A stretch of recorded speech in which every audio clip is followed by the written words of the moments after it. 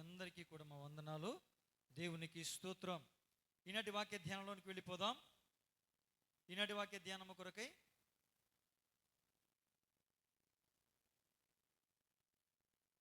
అపోస్తులైన పౌలు గారు హెబ్రీయులకు రాసిన పత్రిక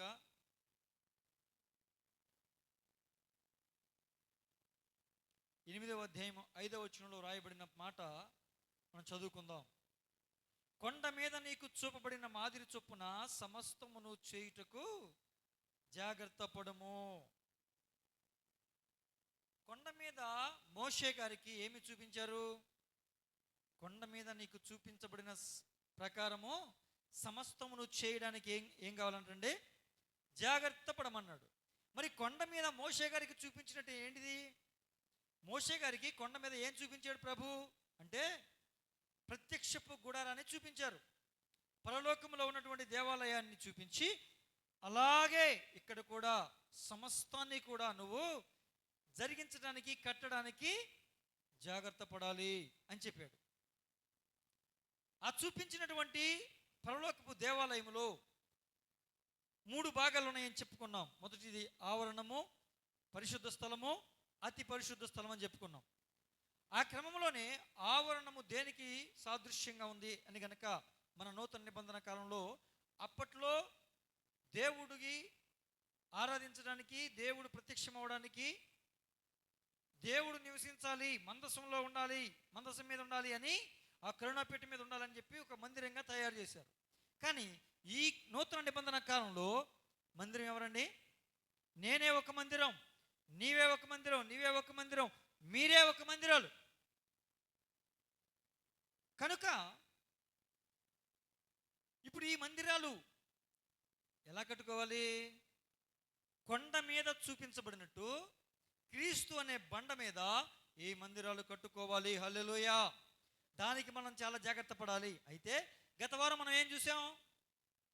ఆవరణం చూసాం. ఆవరణం దేనికి సాదృశ్యంగా ఉందని చూసాం? శరీరమునకు సాదృశ్యంగా ఉన్నది అని చూసాం.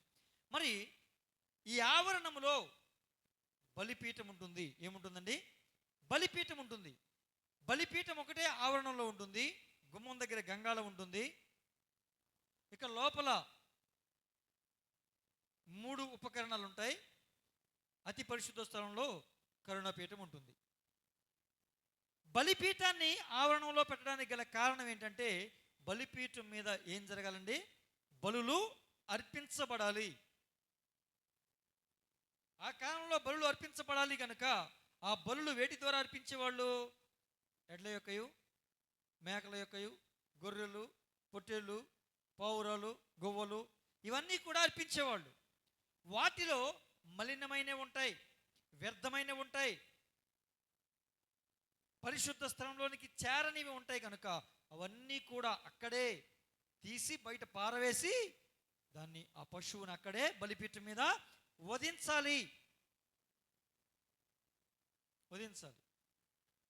అలాగే మరలా ఇప్పుడు మనం బలులు అర్పించాల్సిన అవసరం లేదు. ఎందుకంటే ప్రభు అయిన యేసుక్రీస్తు వారు మన నిమిత్తం ఒక్కసారి కలవరి శిలువలో బలి అర్పించేశారు. ఇక మనం మరలా బలులు అర్పించాల్సిన అవసరం లేదు. మరి మనం ఏం చేయాలి? ఆ బలిపీఠం దేనికి సాదృశ్యంగా ఉందంటే అర్పణకు, సమర్పణకు సాదృశ్యంగా ఉంది. దేవునికి స్తోత్రం. హల్లెలూయా, హల్లెలూయా. దేనికి సాదృశ్యంగా ఉందండి? సమర్పణకు, అర్పణకి సాదృశ్యంగా ఉంది. మనం ఆలోచన చేస్తే అది వధింపబడిన తరువాత అది కాల్చబడాలి. ఎందు నిమిత్తం వధింపబడుతుంది? ఒక వ్యక్తి ఎవరైనా పాపం చేస్తే ఆ పాపానికి ప్రాయశ్చిత్తంగా ఆ యొక్క జంతువుని కానీ పక్షిని కానీ తీసుకొచ్చి వధించి దాన్ని కాల్చివేస్తారు. ఎవరు కాలుస్తారు? ఆకాశము నుంచి అగ్ని వచ్చి దాని మీదకి దాన్ని కాలిస్తే ఆ అర్పణ అంగీకరించబడినట్లు, లేకపోతే అంగీకరించబడలేదు. ఈ విషయాన్ని ఆదికాండం 4వ అధ్యాయం మానవుల తొలి దినాల్లోనే హేబేలు, కయీను సందర్భంలో మనందరికీ తెలుసు. హేబేలు అర్పణ అంగీకరించబడింది, కయీను అర్పణ అంగీకరించబడలేదు. ఎలా తెలిసింది అంటే ఆకాశం నుంచి అగ్ని వచ్చింది. అదే సన్నివేశంలో మనకి ఏలియా కర్మేలు కొండ మీద కూడా 450 మంది బయలు ప్రవక్తలకు వ్యతిరేకంగా వాళ్ళకి అవకాశం ఇచ్చినప్పుడు వాళ్ళ దగ్గర అగ్ని రాలేదు. ఈయన అవకాశం వచ్చినప్పుడు, ఈయన ఛాన్స్ వచ్చినప్పుడు, ఈయన దేవునికి ప్రార్థన చేస్తే ఆకాశం నుంచి అగ్ని వచ్చి ఆ యొక్క బలిపీఠం మీద ఉన్నటువంటి ఆ దహన బలిని కాల్చివేసినట్లుగా మనం చూస్తాం. కాల్చబడిన తర్వాత, కాల్చక మునుపు, అది కోయబడక మునుపు, దానిలో వ్యర్థాన్ని తీయబడక మునుపు అది ఒక జంతువు. కోయబడిన తర్వాత బలి పశువు. అగ్ని దిగి వచ్చిన తర్వాత ఏమవ్వాలి చెప్పాలి? ఏమవ్వాలండి? ఇది కాల్చబడాలి. కాల్చబడిన తర్వాత మరలా దాని అవయవాలు ఎలా ఉన్నాయో అలా కనబడతాయా? మరేం కనబడద్ది? బూడిది కనబడద్ది. అంటే నామ రూపాలు లేకుండా పోవాలి. అలాగే బలిపీఠం అనేది మన సమర్పణ జీవితానికి సాదృశ్యం. మనలో ఉన్నటువంటి కొన్ని విషయాలు ఉంటాయి, అవన్నీ కూడా తీసుకొచ్చి బలిపీఠం మీద పెట్టాలి. ఆ బలిపీఠం మీద పెట్టిన తర్వాత మరలా అవి మనలో కనిపించకూడదు. దేవునికి స్తోత్రం. హల్లెలూయా, హల్లెలూయా. దేవుని బిడ్డలారా, నీకు అర్థమవుతుందా? కనిపించకూడదు. అయితే బలిపీఠం మీద ఏం పెట్టాలి, బలిపీఠం మీద ఏమి పెట్టాలి అనే విషయాలు మనం ధ్యానం చేసుకుందాం. అందుకొరకే 51వ కీర్తన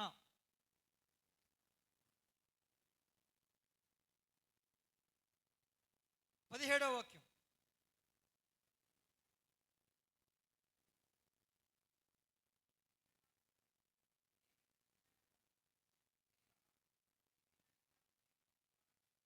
విరిగిన మనస్సే దేవునికి ఇష్టమైన బలులు. విరిగి నలిగిన హృదయమును నీవు అలక్ష్యము చేయవు. ఇప్పుడు బలిపీఠం మీద ఏం పెట్టాలండి? చెప్పాలి. బలిపీఠం మీద ఏం పెట్టాలి? విరిగిన మనస్సు. ఈ విరిగిన మనస్సు రెండు రకాలు. విరిగిన మనస్సు ఎన్ని రకాలండి? రెండు రకాలు. ఒకటి, ఎవడు దీనుడై నలిగిన హృదయముతో నా మాట విని దాని ప్రకారం చేస్తాడు, నా దృష్టి వాని మీద ఉంటుంది అని చెప్పాడు. అంటే విరిగి నలిగిన హృదయము ఉండాలి అంటే ఎలా ఉండాలంట? దీనుడిగా ఉండాలి, దీనత్వంలోనికి రావాలి. అంటే మనలో ఏం విరిగిపోవాలి, ఏమి కాల్చబడిపోవాలి, మరలా అవి కనిపించకుండా పోవాల్సిన విషయాలు ఏంటయ్యా అంటే, మొదటిగా ఈ విరిగిన మనసులో అతిశయం అనేది విరిగిపోవాలి, కాల్చబడిపోవాలి, కనిపించకూడదు. గర్వం అనేది విరిగిపోవాలి, కనిపించకూడదు. ఏమండి? మనలో తిరుగుబాటు స్వభావం, మాట వినని స్వభావం, బండబారిన హృదయం, ఇవన్నీ కూడా ఏమవ్వాలంటండి? విరిగిపోవాలి, కాల్చబడిపోవాలి, మరలా కనిపించకూడదు. దీనత్వంలోనికి రావాలి. దీనుడు ఎవరైనా కూడా ఏదైనా చెబితే చాలా జాగ్రత్తగా వింటాడు, శ్రద్ధగా వింటాడు, ఆ పని శ్రద్ధగా చేయడానికి ఇష్టపడతాడు. అదే దీనత్వం లేదనుకోండి, నాకు చెప్తాడా, నేను చేయాలండి, అంత అవసరమా, నాకేం అవసరం, నేను చేయాల్సిన అవసరం నాకు లేదు, అవునా కాదండి? అంటే ఇప్పుడు విరిగిన మనస్సుని బలిపీఠం మీద పెట్టాలంటే ఆ విరిగిన మనస్సులో మొట్టమొదటి విషయం ఏంటండి? దీన మనస్సును పెట్టాలి.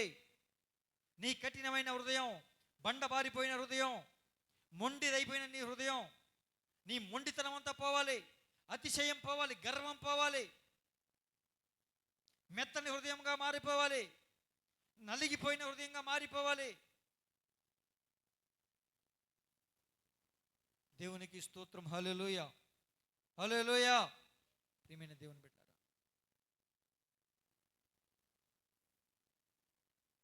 ఇక రెండోదిగా మనం బలిపీఠం మీద ఏం పెట్టాలంటే,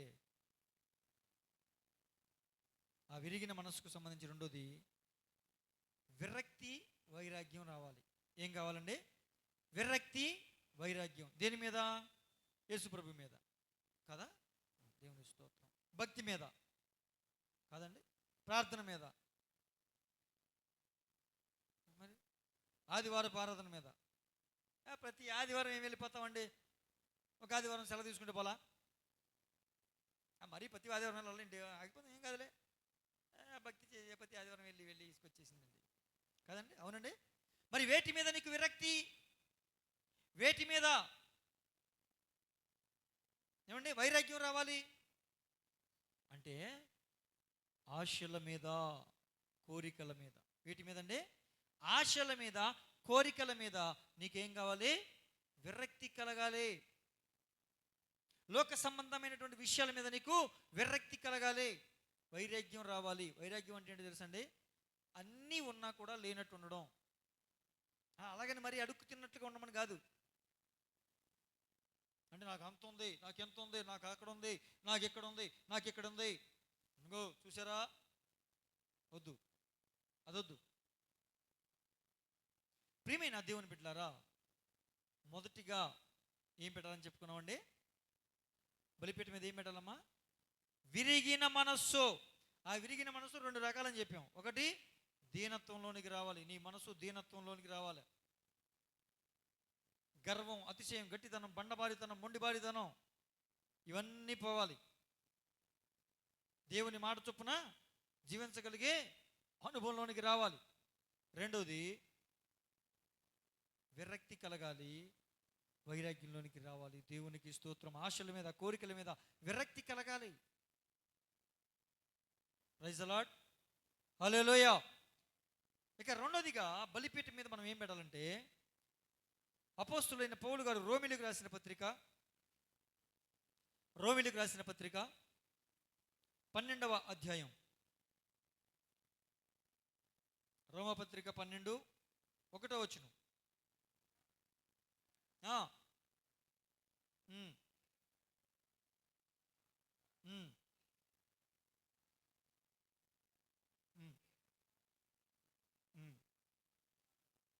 సజీవ యాగముగా మీ శరీరములను దేవునికి ఏం చేయాలండి? సమర్పించాలి. సజీవ యాగంగా సమర్పించాలి. అంటే బ్రతికున్నప్పుడే. సజీవుడు అంటే ఏంటండి? బ్రతికినవాడు. మనం బ్రతికి ఉన్నప్పుడే మన శరీరాలు ఎవరికి సమర్పించాలి? దేవునికి సమర్పించాలి. మనం బ్రతికున్నప్పుడే మన శరీరాన్ని దేని మీద పెట్టాలి? బలిపీఠం మీద పెట్టాలి. ఇక మన సొంత ఆశలు, మన సొంత కోరికలు, మన సొంత ఇష్టాలు అవేం పని చేయకూడదు. దేవుని ఇష్టం, దేవుని చిత్తం, దేవుని మాట, దేవుని క్రమం, దేవుని మార్గం అవే పని చేయాలి. సజీవ యాగంగా ఏం పెట్టమన్నాడు చెప్పాలండి? ఏం పెట్టాలండి? శరీరాన్ని పెట్టాలి. ఇప్పుడు నేను అంటాను, శరీరం అంతా నువ్వు పెట్టేవు లేదో తర్వాత, కానీ అసలు సజీవ యాగంగా నీ శరీరం అంటే అవయవాలేగా. నీ అవయవాల్లో ఎన్ని అవయవాలు పెట్టావు? సజీవ యాగంగా నీకున్న అవయవాల్లో ఎన్ని అవయవాలు బలిపీఠం మీద పెట్టావు? కళ్ళు పెట్టావా?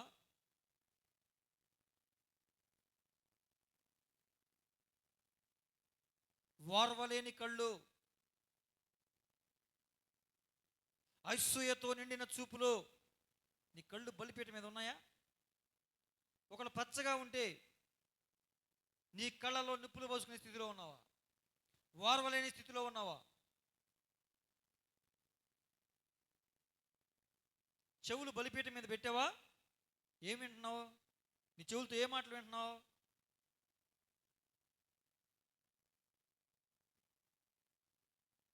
ఏమండి?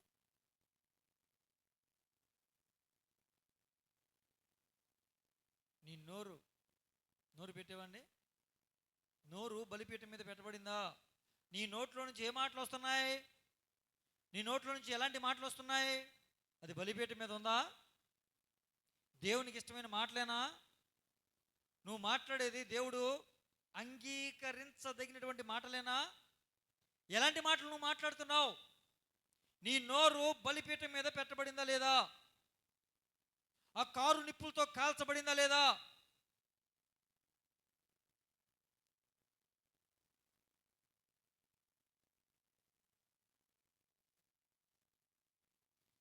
కొంతమందికి కాళ్ళకి సమర్పణ ఉంటుంది. కాళ్ళు బలిపీఠం మీద పెట్టారు.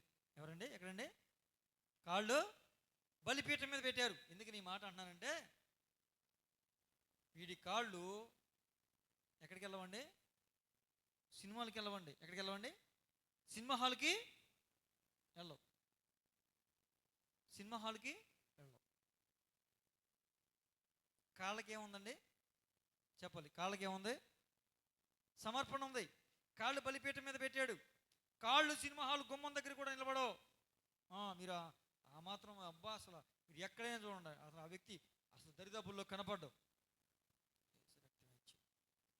కానీ చేతులకుందా అండి? చేతులకుందా? హల్లెలూయా. ఎందుకన్నా వీడు సినిమా హాల్కి వెళ్ళగానే సెల్ ఫోన్లో మొత్తం చూసేస్తున్నాడు. హల్లెలూయా అనే కాదండి. వీళ్ళు సినిమా హాల్కి వెళ్ళరు కానీ రిమోట్తో సీరియల్ అన్ని చూసేస్తున్నారు, ఛానల్ మార్చుకుని. చేతులకుందా? చేతులు పెట్టావా? నీ బలిపీఠ మీద చేతులు పెట్టావా? సెల్ ఫోన్లో నువ్వు సినిమాలు చూస్తలేదా? అల్లరితో కూడిన ఆటపాటలు చూస్తలేదా? కామెడీ చూస్తలేదా? లోక సంబంధమైన పనికి మళ్ళీ చెత్త చెదారం చూడలేదా? నువ్వు సీరియల్ చూడలే నువ్వు?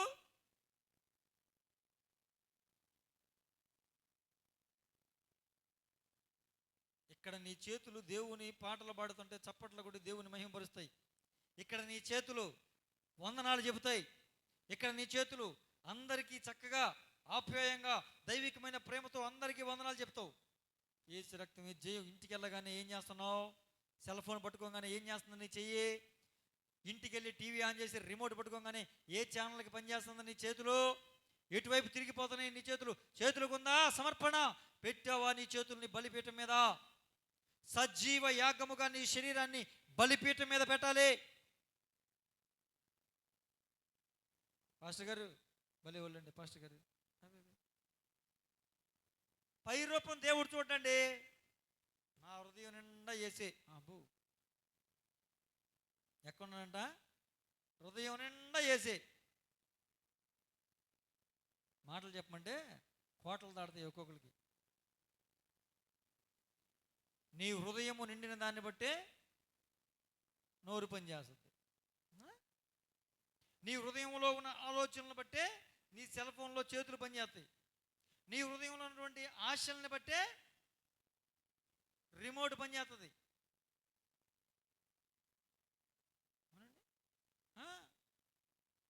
వెలుపటి నుంచి లోపలికి వెళ్ళేది ఏది కూడా మనిషిని అపవిత్రపరచదు, కానీ లోపల నుంచి వెలుపటికి వచ్చేదే మనిషిని అపవిత్రపరుచుద్ది.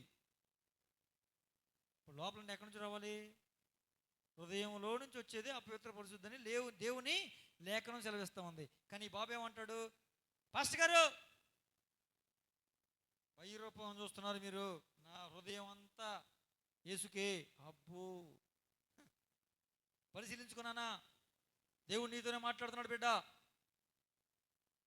పరిశీలన చేసుకో. సజీవ యాగముగా నీ శరీరాన్ని ఏం చేయాలండి? దేవునికి సమర్పించాలి.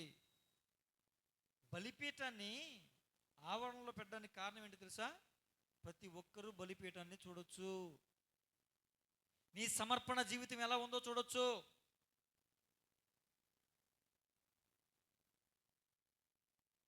ఎప్పుడైనా నేను అటువైపు వెళ్తున్నాను అనుకోండి, సపోజ్, ఏమంటే పాస్టర్ గారు మీ చర్చికి వస్తాడుగా,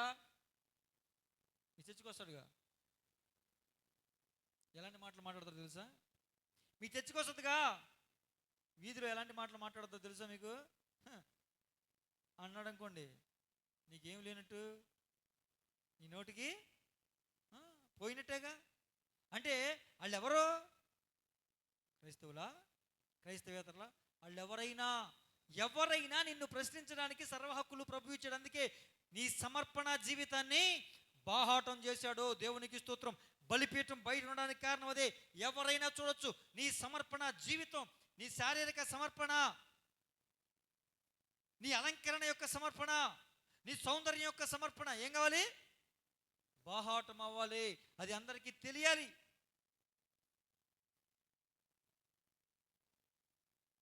అది అందరికీ తెలియాలి.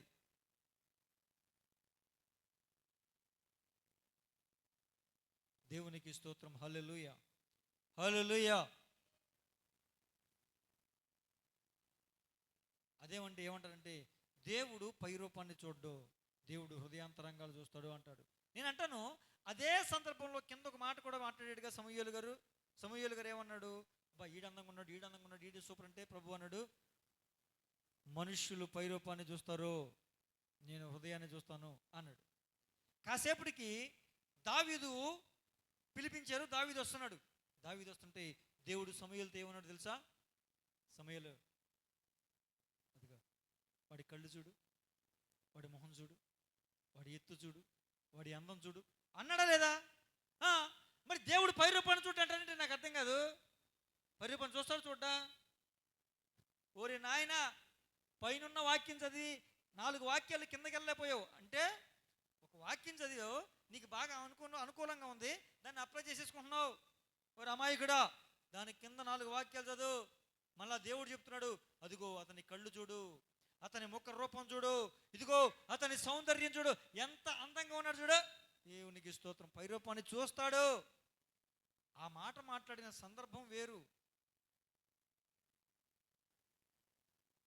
ప్రతి ఓళ్ళు బయలుదేరిపోయి పైరూపం చూడు, పైరూపం చూడు. చూస్తాడు నాయన, నువ్వు ఏదైతే రెఫరెన్స్ చెప్తున్నావో దాని కిందే మళ్ళా దేవుడు చెప్పాడు, చూస్తాడు.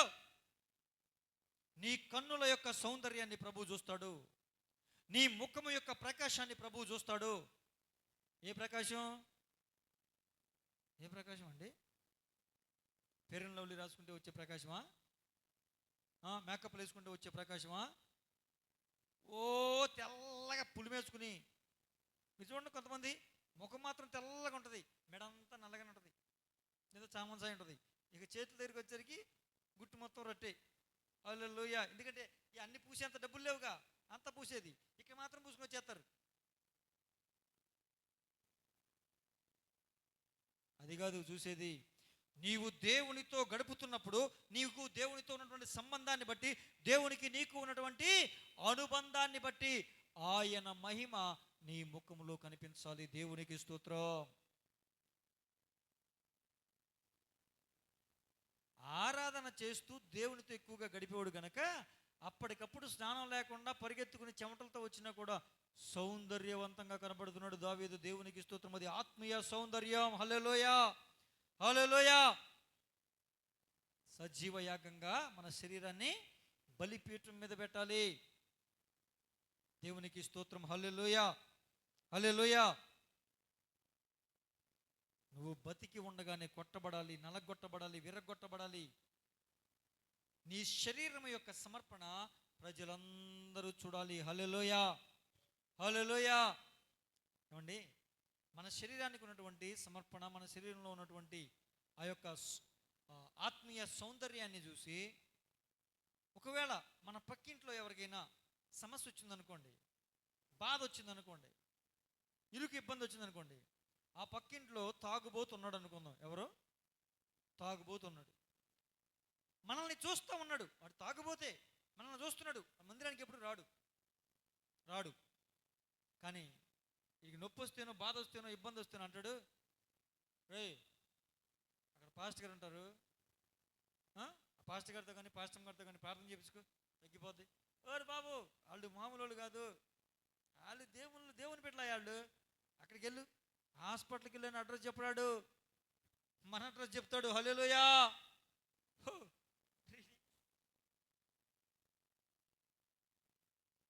మన అడ్రస్ చెప్తాడండి వాడు.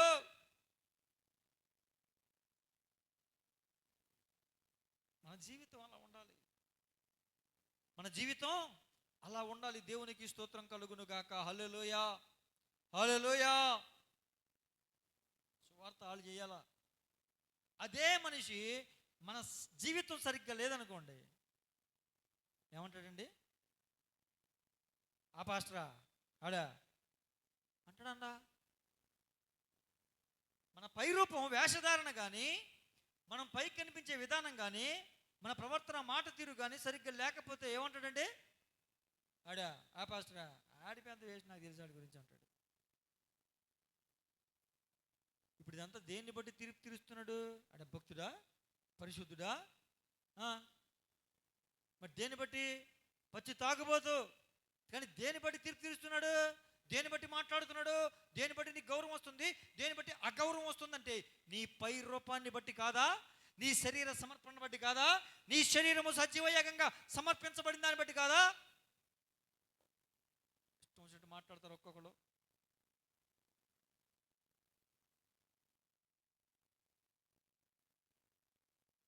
చర్చిలో ఒక వేషం, ఉద్యోగం దగ్గర ఒక వేషం, ఇక్కడ ఒక డ్రస్సు, అక్కడ ఒక డ్రస్సు, ఇంకో దగ్గర ఇంకో డ్రస్సు. అదేమంటే మా వృత్తి, నీ ముఖం మానే. దేవుని కోసం మానే, దేవుడు ఇస్తాడు. హల్లెలూయా, హల్లెలూయా. సజీవయాగంగా ఏం చేయాలండి? సమర్పించాలి. దేవునికి స్తోత్రం. హల్లెలూయా, హల్లెలూయా. అలాగే మూడోది చూస్తే హెబ్రీ పత్రిక 13వ అధ్యాయం 15వ వాక్యం. హెబ్రీలకు రాసిన పత్రిక 13:15.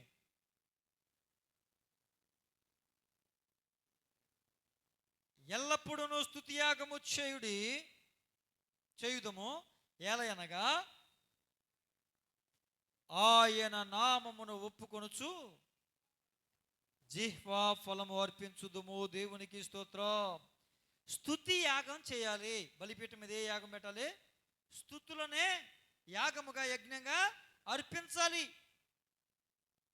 కొంతమంది స్తోత్రాలు చెప్పండి అంటే హల్లెలూయా, హల్లెలూయా, హల్లెలూయా, హల్లెలూయా, స్తోత్రం, స్తోత్రం, స్తోత్రం, హల్లెలూయా, హల్లెలూయా, హల్లెలూయా, స్తోత్రం, స్తోత్రం, స్తోత్రం. ఎవరికి? నాకా? నీకా? ఎవరికి? స్తుతియాగం ఎలా చేయమన్నాడు? దేవుని నామాన్ని ఒప్పుకుంటూ చేయమన్నాడు. మన ప్రార్థన ఇదే. ఎలా ప్రారంభించబడద్ది? ఊరికనే చేయట్లేదండి. ముందే ఆవరణకు రాగానే ఏం చేయాలి? సన్నిధికి రాగానే ఏం చేయాలి? సమర్పించాలి. స్తుతియాగం అర్పించాలి. స్తుతియాగము అర్పించువాడు తనకు మార్గము సిద్ధపరుచుకుంటాడు అని 50వ కీర్తన 23వ వాక్యంలో రాశాడు. స్తుతియాగం చేస్తే ఏం సిద్ధపరచుకుంటాడండి? మార్గము సిద్ధపరచుకుంటాడు. ఎక్కడికి? ప్రభువుని చేరుకోవడానికి, ప్రభువు దగ్గరికి రావడానికి. వయా బలిపీఠం, వయా బలిపీఠం. ఇక్కడ నుంచి బస్సు బయలుదేరితే వయా ఏమంటాడండి? జగ్గపేట విజయవాడ బస్సు ఉందనుకోండి, వయా నందిగామ, కంచికచర్ల, ఇబ్రహీంపట్నం అంటే వయా అంటే వాటి నుంచి వెళుతున్నాం, అటు ఆ ఊర్ల నుంచి వెళుతున్నామని. ఇప్పుడు మనం దేవుణ్ణి చేరుకోవాలి. కర్ణపీఠంలో ఉన్న దేవుణ్ణి చేరుకోవాలంటే వయా బలిపీఠం దగ్గర నుంచి రావాలి. అంటే స్తోత్ర బలులు, స్తుతి యాగం మనం అర్పించే వారముగా ఉండాలి. అలా స్తుతి యాగము అర్పించువాడు తనకు మార్గాన్ని సిద్ధపరచుకుంటున్నాడు. దేవునికి స్తోత్రం కలుగునుగాక. హల్లెలూయా, హల్లెలూయా. ప్రతి విషయంలో కూడా దేవుడు మనకు చేసిన ప్రతి మేలును కూడా కృతజ్ఞతాపూర్వకంగా ఆయనకి స్తుతులు అర్పించాలి. దేవునికి స్తోత్రం. హల్లెలూయా, హల్లెలూయా.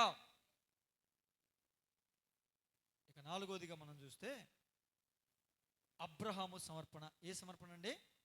ఇది ఎక్కడ ఉంటుందంటే ఆదికాండం 22వ అధ్యాయం 1-4 వచనాల్లో రాస్తాడు. అబ్రహాము సమర్పణ మనకు తెలిసిన సందర్భం కాబట్టి చదవాల్సిన అవసరం లేదు, నేను చెప్తా వినండి చాలు. అబ్రహాము సమర్పణ ఏంటంటే ప్రేమించిన దానిని బలిపీఠం మీద పెట్టడం. చెప్పండి, ప్రేమించిన దానిని బలిపీఠం మీద పెట్టడం. ఇప్పుడు అబ్రహాము సమర్పణ ఏంటి? ఇస్సాకుని ఎక్కువ ప్రేమించేస్తున్నాడు. ఇక ప్రభు ఏమన్నాడండి? నానా, నీ కుమారుడైనటువంటి ఇస్సాకుని బలిపీఠం మీద పెట్టినానా అన్నాడు. బలిపీఠం మీద పెట్టాక ఇప్పుడు తీసుకెళ్ళు అన్నాడు. అన్నాడా? ఇప్పుడు తీసుకెళ్ళు అన్నాడు. మీరు గమనించండి, తీసుకెళ్ళు అన్నాడు కదా. ఇప్పుడు ఇక రేపటి నుంచి దేవుణ్ణి క్షమించాలి. ఇస్సాకును చూసినప్పుడు ఏం గుర్తొస్తాడు? అబ్రహాంకి ఏం గుర్తొస్తుందండి? ఇస్సాకు నా కొడుకే, కానీ వీడు దేవుడికి అర్పించేశా, పూర్తి హక్కులు నావి కాదు, వీడి దేవుడికి సంబంధించినడు. అవునా కదా? అలాగా నువ్వు ప్రేమించింది ఏదో దాన్ని ఏం చేయాలి? బలిపీఠం మీద పెట్టాలి. నువ్వు ప్రేమించింది ఒక వ్యక్తినా? నువ్వు ప్రేమించింది తిండినా? నువ్వు ప్రేమించింది నిద్రనా? నువ్వు ప్రేమించింది దేన్ని? నీకు ఎక్కువగా ఇష్టమైంది ఏది?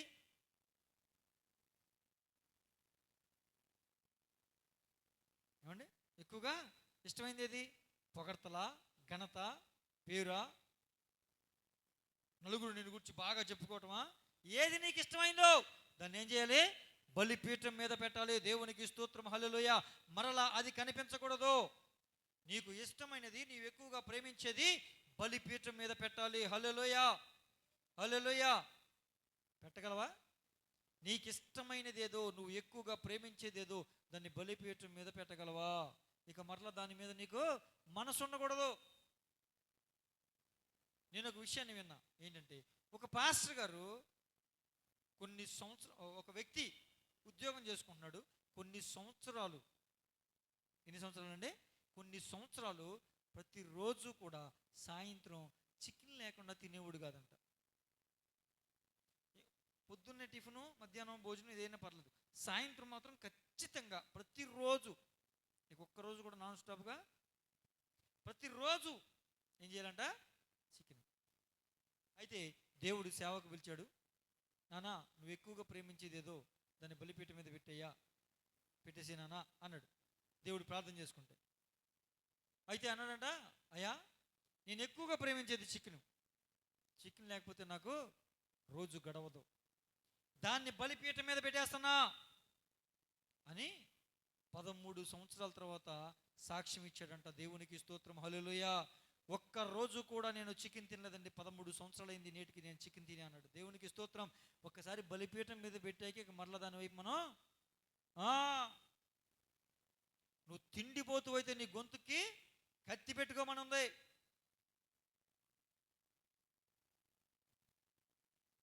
హల్లెలూయా. ప్రియమైన దేవుని బిడ్డలారా, మీరు ఆలోచన చేస్తున్నారా? మీకు ఇష్టమైంది ఏదో, మీరు ఎక్కువగా ప్రేమించేదో దాన్ని బలిపీఠం మీద పెట్టాలి. హల్లెలూయా, హల్లెలూయా. 5వదిగా చూద్దాం, మోషే సమర్పణ. ఈ మాట చదవాలి. హెబ్రీ పత్రిక 11, హెబ్రీ పత్రిక 11 24 నుంచి 25. హెబ్రీ పత్రిక 11 24, 25.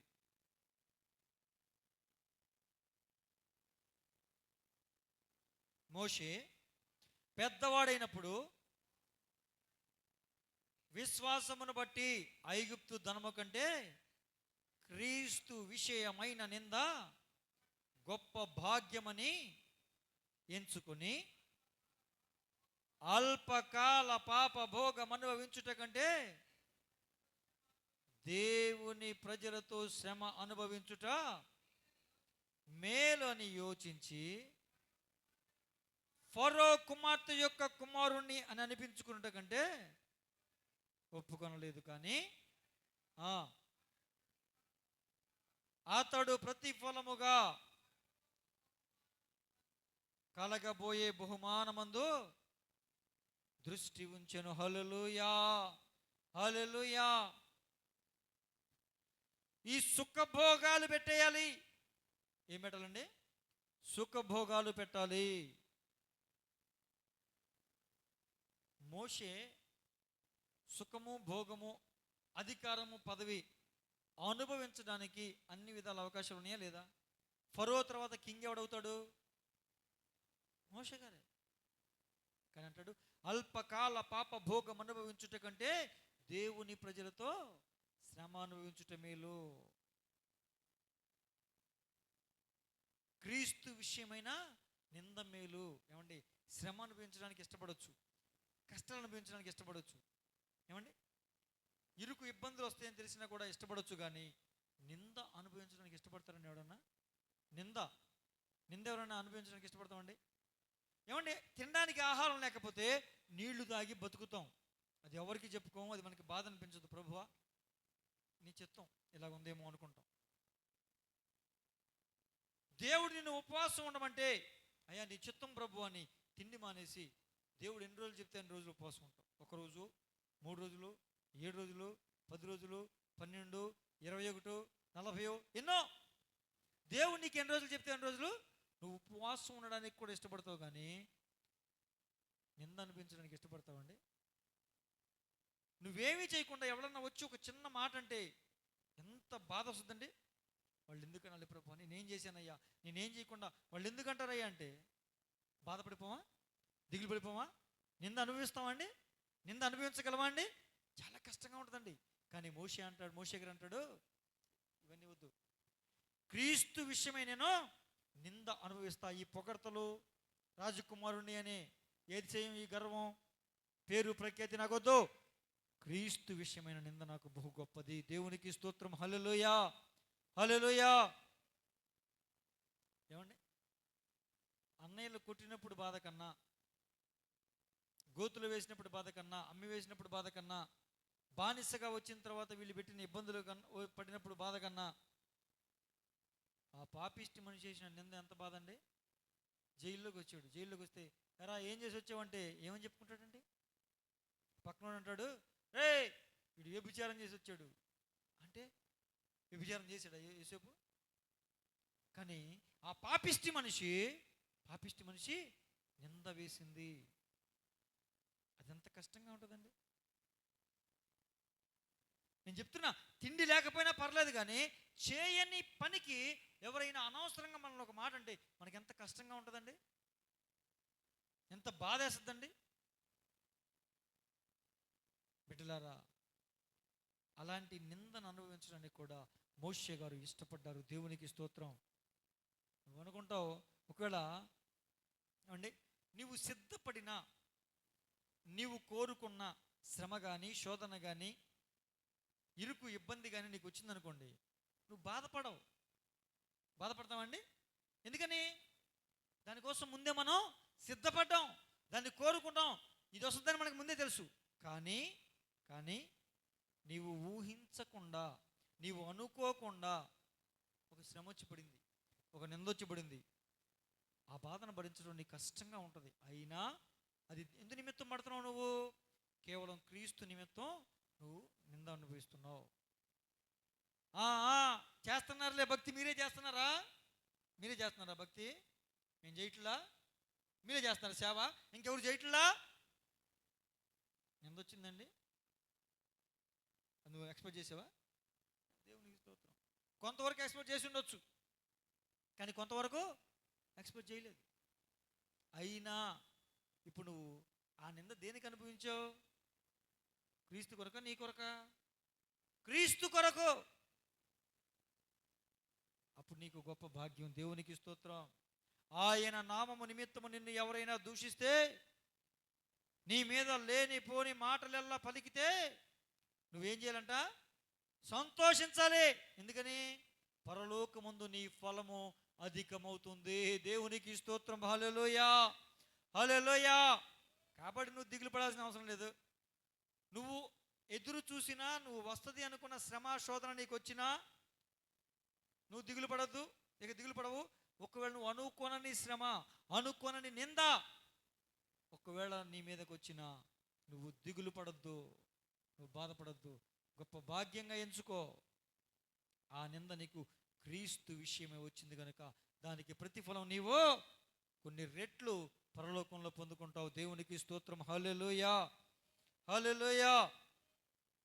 అదేందండి. ఇక మరొకటి చూస్తే ఎలీషా సమర్పణ. ఏ సమర్పణ అండి? ఎలీషా సమర్పణ. ఎలీషా సమర్పణ ఏంటంటే జీవనాధారాన్ని బలిపీఠం మీద పెట్టేశాడు. హల్లెలూయా. చాలామంది సేవకులు దేవుడు పిలిచాడని చెప్పి వాళ్ళకున్నటువంటి ఉద్యోగాలు, వాళ్ళకున్నటువంటి వ్యాపారాలు, వాళ్ళకున్నటువంటి పనులు, వాళ్ళు చేస్తున్నటువంటి పనులు అవన్నీ విడిచిపెట్టి సంపూర్ణ సేవలో ఉన్నారండి. అంటే వాళ్ళు బలిపీఠం మీద ఏం పెట్టారు? ఇప్పుడు వాళ్ళ జీవనాధారాన్ని పెట్టారు. దేవునికి స్తోత్రం. హల్లెలూయా, హల్లెలూయా.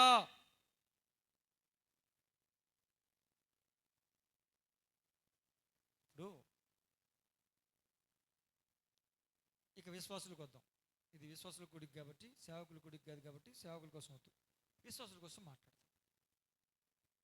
జీవనాధారాన్ని విడిచిపెట్టి బలిపీఠం మీద పెట్టాలి. అయితే మీ జీవన సంబంధమైనటువంటి వ్యాపారాలు చేసుకోండి, జీవన సంబంధమైనటువంటి పని చేసుకుని తినడానికి, కట్టుకోవడానికి మీరు సంపాదించుకోండి అన్నాడు కదా. మరి ఇక్కడ ఏమంటున్నాను నేను? మీ జీవనాధారాన్ని ఎక్కడ పెట్టాలి? బలిపీఠం మీద పెట్టాలి అన్న. ఏ సందర్భంలో బలిపీఠం మీద పెట్టాలంటే, నీకు ఒక పని వచ్చింది, నీకు ఒక ఉద్యోగం వచ్చింది. ఆ ఉద్యోగంలో ఆదివారం కూడా రమ్మంటున్నారు. ఆ ఉద్యోగం నీకు ప్రార్థనకి వెళ్ళడానికి అవకాశం లేకుండా పోయింది. ఇప్పుడు ఏం చేయాలి నువ్వు? దేవుని కోసం ఆ పనిని, ఆ ఉద్యోగాన్ని విడిచిపెట్టేయాలి. ఆయన కోసం ఒకటి వదులుకుంటే దానికన్నా మించింది, దానికన్నా గొప్పది, దానికన్నా ఖ్యాతి కలిగింది, దానికన్నా ఎక్కువ జీతం వచ్చేది దేవుడు నీకు సమకూరుస్తాడు. ఇప్పుడు ఆదివారం కూడా నీకు వెసులుబాటు లేకుండా పనికి పిలిస్తే అప్పుడు వదిలేయాలి.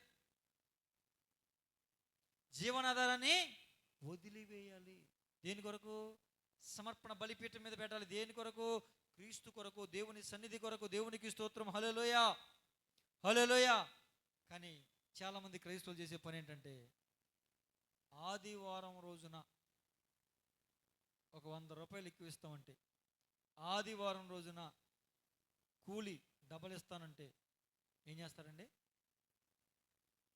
అవునా? వెళ్తారా? మరి వాళ్ళని ఏమనాలి? వాళ్ళకి సమర్పణ జీవితం ఉందా? అంటే ఆదివారం ఒక 10 రూపాయలు ఎక్కువ వస్తే నీకు సూపరా? ఓ అమాయకురాలారా, అమాయకుడా, నేను చెప్పేది వినండి. ఒకవేళ నువ్వు రోజుకు 500 సంపాదిస్తున్నావు, ఆదివారం పనికి వస్తే 1000 రూపాయలు ఇస్తామన్నాడు. వెళ్ళావు, ఇప్పుడు 500కి 500 1000 రూపాయలు వచ్చినాయి. ఓకేనా? ఇప్పుడు నువ్వేం కోల్పోయావు? దేవుని సన్నిధి కోల్పోయావు. ఆయన సన్నిధిలో నిత్యము సుఖములు ఉంటాయి అని రాశాడు. ఆయన సన్నిధిలో ఏముంటాయండి? నిత్యము సుఖములు ఉంటాయి. ఇప్పుడు మీరు ఆలోచన చేయండి. నువ్వు వెళ్ళావు, బాగానే ఉంది, డ్యూటీ చేసావు, రెస్ట్ లేదు, నీకు జ్వరం వచ్చింది, కాలు నొప్పి, కడుపు నొప్పి వచ్చింది, అది ట్యాబ్లెట్కి తగ్గట్లా. ఇప్పుడు ఏం చేయాలి? డాక్టర్ దగ్గరికి వెళ్ళాలి. డాక్టర్ని కలవడానికి ఎంత కట్టాలి? ముందు 200 కట్టాలి. మినిమం 200 కట్టాలి. తక్కువ 200 కట్టాలి. మరి అంతకన్నా తక్కువ తీసుకుంటారేమో నాకు తెలియదు. 200 అయితే కట్టాలి. ఏమండి? 200 కట్టాలి.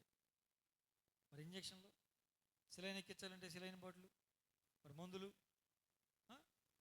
బాబు నువ్వు బాగా నీరసం అయిపోయావు నాన్న, పళ్ళు తినాలి, పళ్ళు రసాలు తాగాలి, 1000 రూపాయలు ఏమైనాయి? నువ్వు తెచ్చింది ఎంత? ఆదివారం వెళ్ళి 1000 రూపాయలు. నీకు పోయింది ఎంత? 2000. కుదురుగా సన్నిధిలో ఉంటే రోగం ఉండేది కాదు, బలహీనత ఉండేది కాదు, ఏమండి, ఏ ఇబ్బంది ఉండేది కాదు. చక్కగా సంతోషంగా ఉండేవాడివి, ఆనందంగా ఉండేవాడివి, నీ పన్ను చేసుకునేవాడివి. ఇప్పుడు దీనికి తోడేమైంది? ఆదివారం పనికి వచ్చాడు, నీరసం అయిపోయాడు, జ్వరం వచ్చేసింది, రోగం వచ్చింది. ఇప్పుడు సోమవారం వెళ్ళా పనికి, మంగళవారం సెలవు, బుధవారం మధ్యాహ్నానికి తగ్గింది, గురువారం వెళ్తావు. ఎన్ని రోజులు పోయింది? పోయిందా? ఇటు వచ్చింది దానికన్నా ఎక్కువ పోయింది. రావాల్సిన 3 రోజుల జీతం కూడా పోయింది. ఎందుకు నాకు తెలియగలుగుతా? ఎందుకు చెప్పు నీకు? ఎందుకని చెప్పలో? దేవుని కోసం నీ జీవనాధారాన్ని బలిపీఠం మీద పెట్టు. వ్యాపారం చేస్తున్నావా? ఆదివారం పూట నీ వ్యాపారానికి సెలవు పెట్టు. ఏమండి, ఆదివారం చాలా గిరాకీ అండి, ఆదివారం చాలామంది ఎక్కువ జనాలు వస్తారండి, ఆదివారం మాకు చాలా వ్యాపారం జరుగుద్ది. 6 రోజులు ఎంత వ్యాపారం జరుగుద్దో దాంట్లో సగం వ్యాపారం ఆదివారం ఒక్కరోజు జరుగుద్దండి. నేను చెబుతున్న సీక్రెట్ విను. నువ్వు దేవుని మాట విని దేవుని ప్రభు దినాన్ని ప్రభువుకి ఇవ్వు. నీ వ్యాపారాన్ని మూసేయి. నువ్వు ఆ పని చేసినందుకు 6 రోజులు వ్యాపారం ఓపెన్ చేస్తావు కదా, 6 రోజులు నువ్వు వ్యాపారం చేస్తావు కదా, ఆదివారం వస్తే నీకు 3 రోజులు డబ్బులు వస్తాయి అన్నావు కదా, ఆ 6 రోజులు నీకు ఒక్కొక్క రోజు double double double double double వచ్చేలాగా ప్రభు నీ వ్యాపారాన్ని ఆశీర్వదిస్తాడు. దేవునికి స్తోత్రం. ఆదివారం పని చేస్తే, ఆదివారం వ్యాపారం పెడితే 3 రోజులు డబ్బులు ఒకే రోజు వస్తాయి అనుకుంటున్నావే. ఆదివారం ఒక్కరోజు సెలవు పెట్టి దేవుని మందిరంలో గడిపితే 6 రోజులకి 6 రోజులు అంటే నువ్వు వస్తాయి అనుకున్న 3 రోజుల కన్నా రెట్టింపు దేవుడు నీకు అనుగ్రహిస్తాడు. నీ వ్యాపారాన్ని ఆ విధంగా దీవిస్తాడు. దేవునికి స్తోత్రం. నువ్వు అమాయకంగా ఆలోచన చేస్తున్నావు. ఇది ప్రభుదినం. ఏమంటే పెట్రోల్ బంకులో రోజుకి ఎన్ని లక్షల రూపాయలు వెళ్తాయండి పెట్రోల్, అవునా కదండి? ఒక పెట్రోల్ బంక్ అతను, నేను క్రైస్తవుణ్ణి, ఆదివారం బంకు సెలవు అని బోర్డు పెట్టాడు, ఇలాంటి ఫ్లెక్సీ చేసి పెట్టాడు. ఆ రోజు బంకు సెలవు, పెట్రోల్ బంకు సెలవు. దేవునికి స్తోత్రం. ఉందా? దమ్ముందా? పెట్రోల్ బంకులే మూసేస్తుంటే చిన్న వ్యాపారం మూయలేవు నువ్వు, నీ కూరగాయలు కొట్టు మూయలేవు. నువ్వే మనిషి, నువ్వే క్రైస్తవుడు నువ్వు పెట్టావా? నీ సమర్పణ జీవితం ఉందా? నీకు బలిపీఠ అనుభవాలు ఉన్నాయా?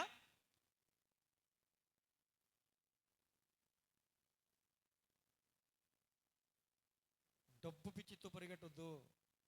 తినడానికి, వస్త్రానికి, భోజనానికి, వస్త్రానికి మాత్రం చాలు, మిగతాదేం అవసరం లేదన్నాడు. అవి అయితే ఉన్నాయిగా నీకు. దేవునికి స్తోత్రం. హల్లెలూయా, హల్లెలూయా. ప్రియమైన దేవుని బిడ్డలారా, ఇక 7గా చూస్తే అపోస్తులు తమ ప్రాణాలని అర్పించేశారు. అపోస్తులు ఏం చేశారండి? తమ ప్రాణాలు అర్పించేశారు. ఏమంటే వాళ్ళు సేవ చేసినప్పుడు వీళ్ళెవరో నన్ను కొట్టరు, వీళ్ళెవరో నన్ను తిట్టరు అనుకుని సేవకి వెళ్ళారా? చనిపోవడానికి కూడా సిద్ధపడి సేవకి సేవ చేశారు. హల్లెలూయా.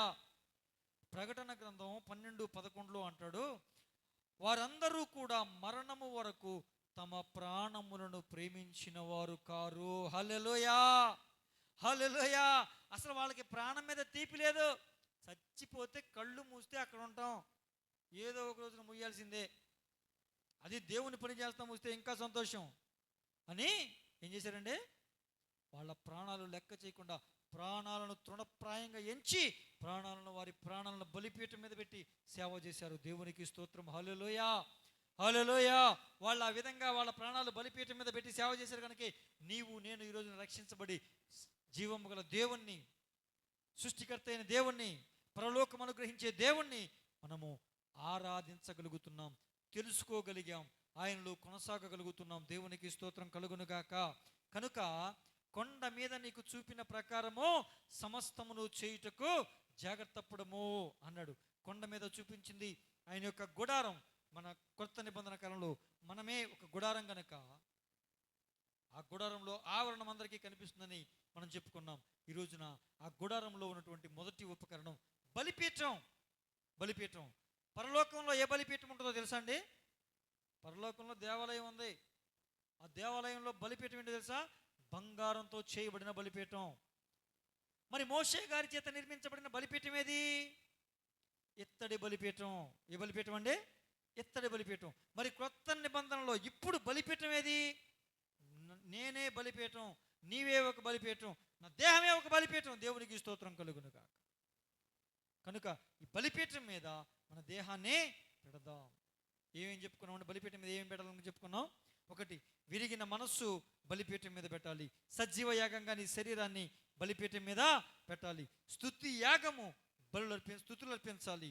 4వదిగా నీవు ప్రేమించిన దాన్ని బలిపీఠం మీద పెట్టాలి. సుఖ భోగాలు బలిపీఠం మీద పెట్టాలి. ఇంకోటి, జీవనాధారం బలిపీఠం మీద పెట్టగలగాలి. ప్రాణాలు సైతం బలిపీఠం మీద పెట్టి ప్రభు కొరకు ప్రయాసపడాలి. ఆ విధంగా బలిపీఠపు అనుభవాల్లో మన సమర్పణ జీవితాన్ని కట్టుకుందాం, పెట్టుకుందాం, ప్రభువులో కొనసాగుదాం. మట్టి కృప ప్రభు మనందరికీ దయచేసి నడిపించునుగాక. ఆమేన్. ప్రార్థన చేసుకుందాం.